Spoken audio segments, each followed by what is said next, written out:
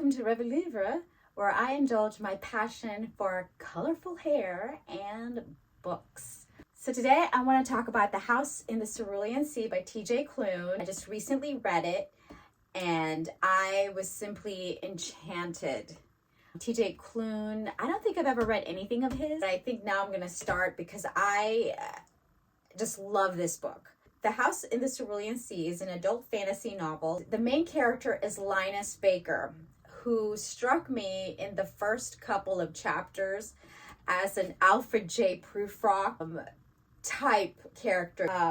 Leads a kind of a dull, sorry little life. He's, by his own description, not much to look at, not especially attractive, and he leads a life of just, by the book type of person who works for the government, for the department in charge of magical youth. It's a world where there are magical people, non-magical people, muggles, if you will, or magical youth. And all the magical youth, all the magical people, and I guess they're the minority, they need to register. And the government keeps track of them.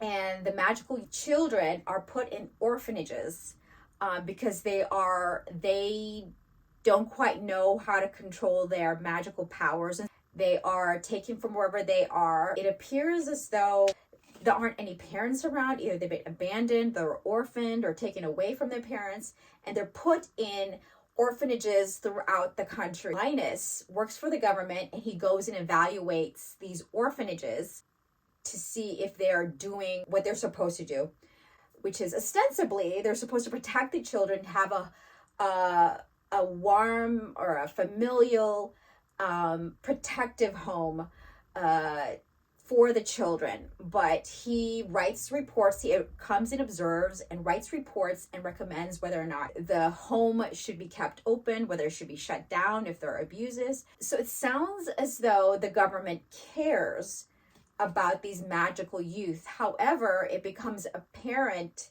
that really the orphanages are there to keep the children, so they can keep an eye on them, and it's like a camp. If you're a magical person, you are forced to be segregated, put in these homes managed by the government, and often it doesn't seem very warm or happy. So when the novel starts off, it is the point of view of Linus in the beginning, living a life of drudgery, but he's doing his job and he tries to do it following all the rules that are set, the law by the government. He works for the department in charge of magical youth, and he is following all the rules. He's going there, he's going to orphanages, he's observing, and he follows everything to the letter. And he makes sure that he is impartial, and he's just really there to do his job. And then he's given this assignment.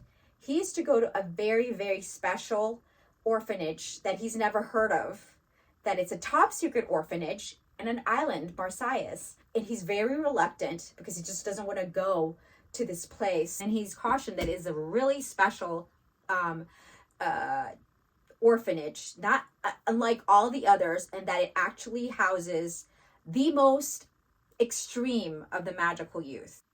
You start off not really sympathizing too much with Linus because he's so by the book and so set in his ways, and he has nothing really imaginative or special going on about him, and the fact that he is kind of impersonal when he's observing these rather remarkable children. But throughout the book, little by little, we find out more about Linus. He grows because once he gets to this island, the Marsyas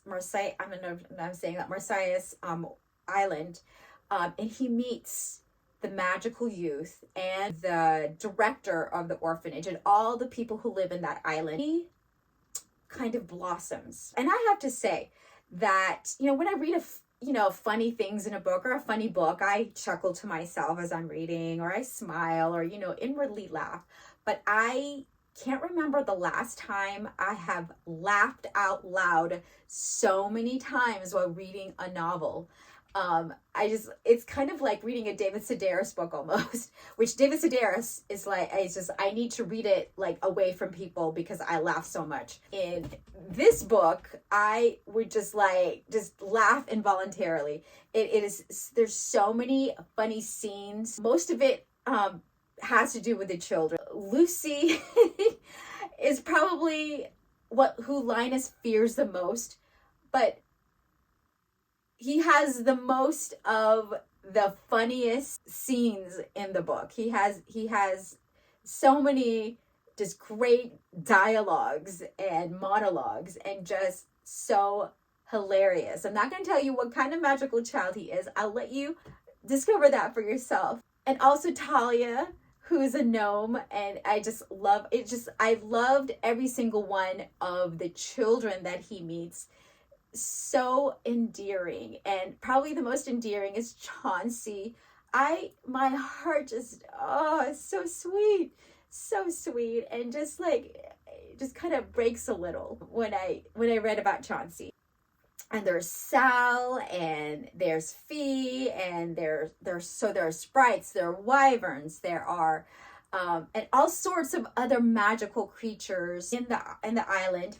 And little by little, just as I, the reader, was falling in love with these children, Linus, his by the book bearing, his follow the rules, kind of blindly following the rules, following the letter of the law, slowly just cracks open, and you see the real Linus.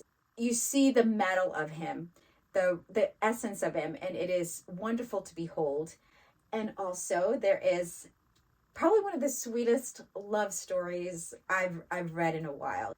It's just so sweet and endearing, and there were times where I go, oh, it is so sweet. I mean, someone would say that to me, or someone would do that for me. By the time that comes around, you feel like, oh, Linus has earned it.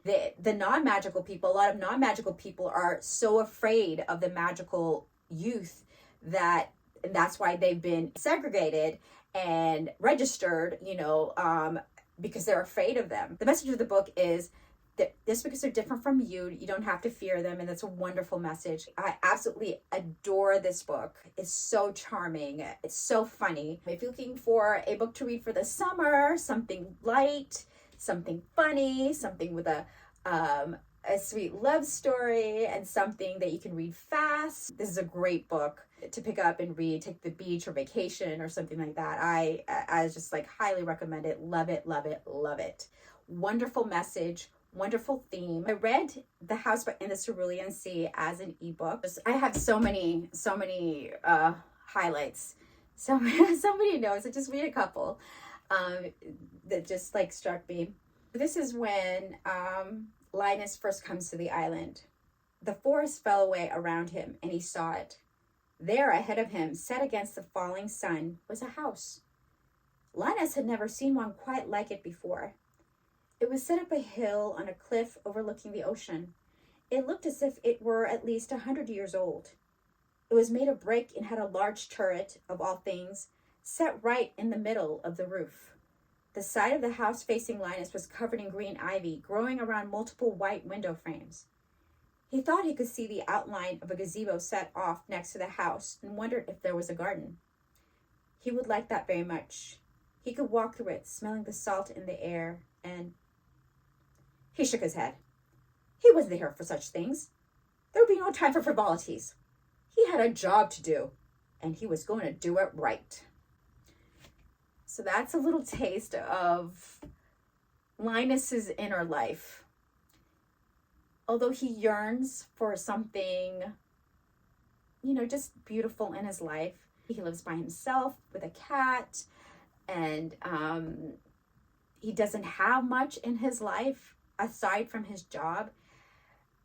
Something in him yearns for a place just like the Cerulean Sea, that he wishes he were there, but a secret wish. And then he finally gets his wish, and we find out that there's more to Linus than his job.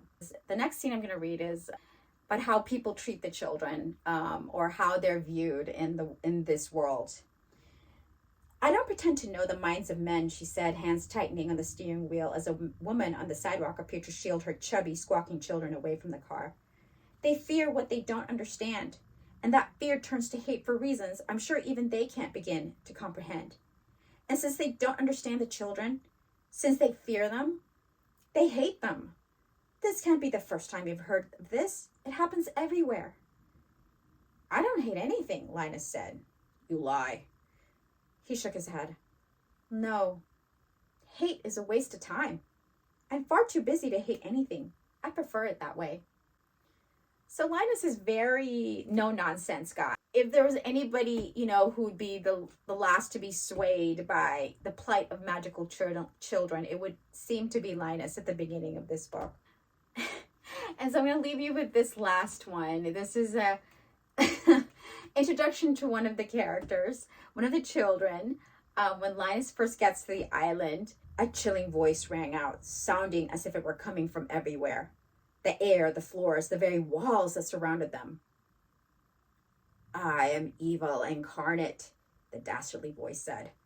I am the blight upon the skin of this world, and I will bring it to its knees. Prepare for the end of days.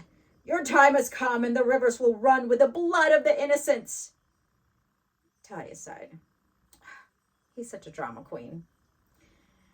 The world building, all the magical creatures that Linus meets, it's very inventive. It reminds me a little bit of Miss Peregrine's Home for Peculiar Children by Ransom Riggs, but for adults, and it's a lot lighter in tone.